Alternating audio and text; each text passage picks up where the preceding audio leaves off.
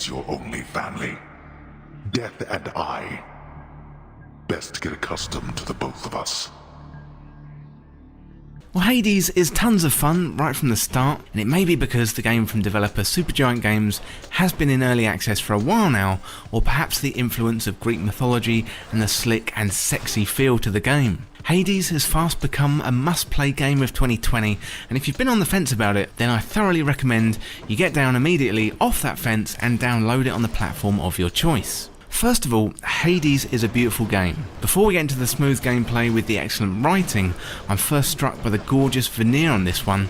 Played from a third-person, isometric perspective, you control Zagreus, making his way through Hades and conversing with the ancient Greek gods like Zeus, Aphrodite and Athena.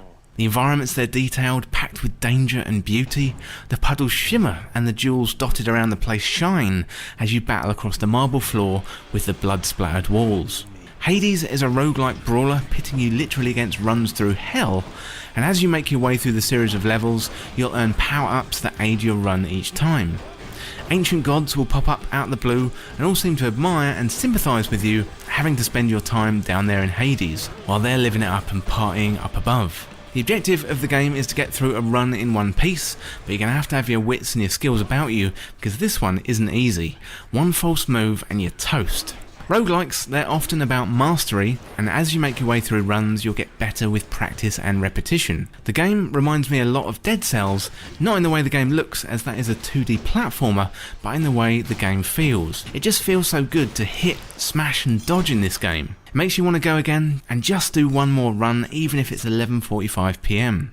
Supergiant Games has honed and crafted a game that just feels good to play, and layered on narrative elements that kept me coming back time and time again.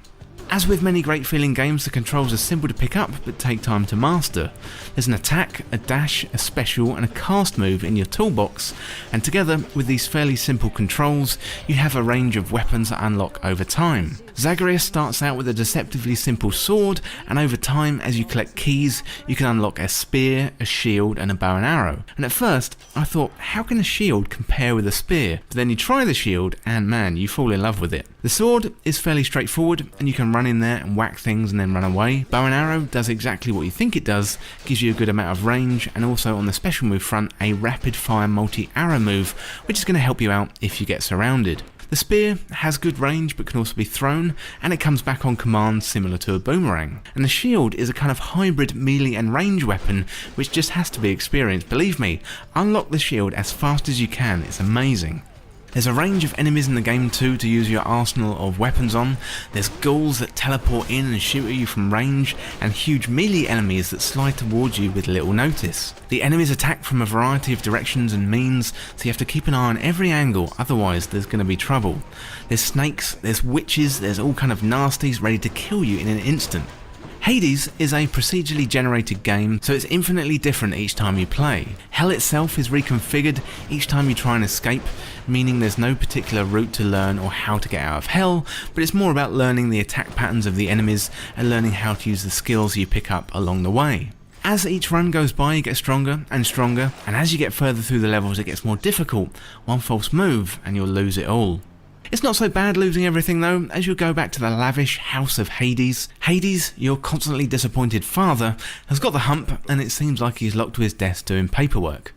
Nyx and Dusa, the severed head of the famed Medusa, are hanging out there too. And the more runs you do, the more of the area opens up and narrative moments happen, keeping you engaged and helping soften the blow of that last failed run. In the House of Hades, you'll get crucial story material, but you'll also get to purchase items and upgrades, not only for you, but for the house itself, helping you out in future runs. There's also a practice room where you can test out the weapons and unlock new ones with Skelly, your fragile training partner, always willing to take a beating for the team. So once you've kitted yourself out in the House of Hades, it's then time for another run, which is going to be much different from the last. Sometimes you have an amazing run with a spear, and then a very quick beating which will turn you onto another weapon. It's well worth trying out the weapons, and you'll have good and bad runs with them all. There's a few random factors in each run, for example the gods and the prizes you select once you've cleared out a room. When you first start a run, a random god will welcome you and upgrade your abilities. Maybe you're going to get the power of Zeus and additional lightning strikes on special attacks, or perhaps Poseidon will grant you his powers. Each run is different and the combinations will be different too, making you more and more powerful as your runs go on. The other random factor are the items that you choose at the end of rooms, and once you finish a room you'll have a choice: do you go left or do you go right, and which prize do you want? These items, combined with the power of the gods, makes Hades infinitely replayable and very, very fun. Combined with the way the game feels, Supergiant Games have hit upon something really, really special. So putting all that aside, then there is the narrative. As you make your way through levels, new narrative arcs open up. And I've heard of players going through hundreds of runs and not seeing the same story twice, which seems incredible, and the sheer amount of narrative in this game is staggering. It's all voice acted too, with charm, wit and humour. As well as the well acted voice lines and the thousands of lines of dialogue, there's an underlying sexiness to the game too, through the artwork, the interactions and the feel. It's a polished package that drips and oozes quality, and one that you simply have to give a go.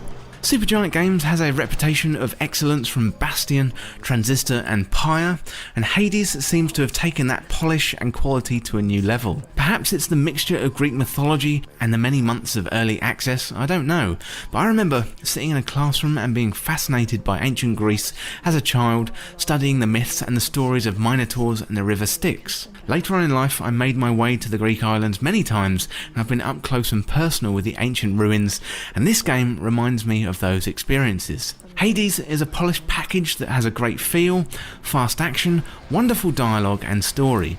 And it's also available on Nintendo Switch, so if you happen to be on a train then you can play it at your own convenience. Hades will no doubt be in the conversation when it comes to Game of the Year 2020. Whether it has the lasting power to beat games like The Last of Us Part 2, Fall Guys or The Ghost of Tsushima, well, that is a conversation for another time, but Hades is a fantastic game that can be either played for hours or picked up and put down within a matter of about 30 minutes.